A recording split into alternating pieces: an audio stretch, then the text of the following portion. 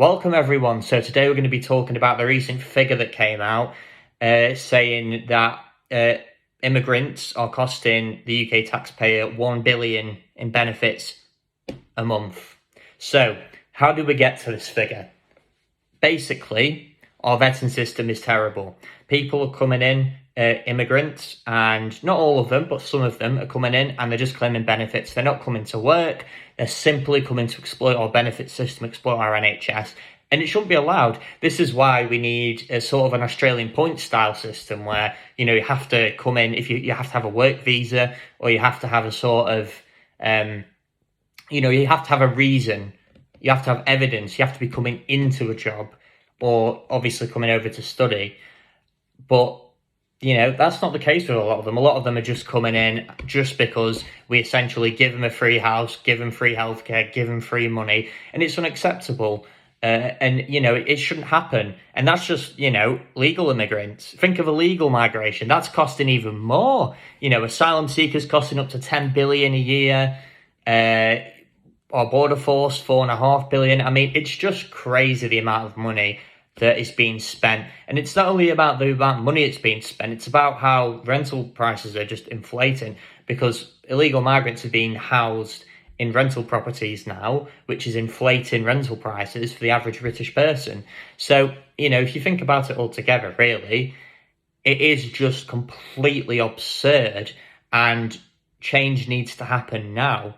But sadly, we already know that Keir Starmer is incompetent and incapable of any meaningful change, which is a shame because, imagine if we had, all this extra money, 12 billion a year being spent on benefits for immigrants, 14 billion being spent on illegal migrants / asylum seekers and the border control. Well, we're talking about nearly 30 million pounds we could be saving, 30 billion pounds, that we could be saving. Imagine if we had 30 billion extra, we could bring back the winter fuel payments, we could reinstate, we could take off the two-child benefit cap. There's loads of stuff that we could do. But sadly, no. That they put immigrants first, they put asylum seekers first. All I want is for everyone to be treated equally. If you come to this country, you should follow our values. You should come and work. It's not you don't have a right to come here. It's a privilege. And if you don't, follow the law, if you don't, work, if you just come and you're clearly sort of exploiting the system, I think you should be deported. And obviously, in terms of illegal migrants, of course, you should be deported. But I think that, people have to do their part. If you're coming over to this country, you should be prepared to put the work in, as so should every other, British person. And a lot of people don't, but a lot of people do. But the fact is we don't want more people coming in who will not work. And, like I said, that's not the case with everyone. There's some great people who come in who become doctors, go into trades, but there's also a hell of a lot of people who just come in for the money. In the last 5 years, only 22% of non-EU immigrants worked. So the other 78% just claim benefits. It's becoming an epidemic, and it is costing a tremendous amount of money on the British taxpayer, and it needs to end.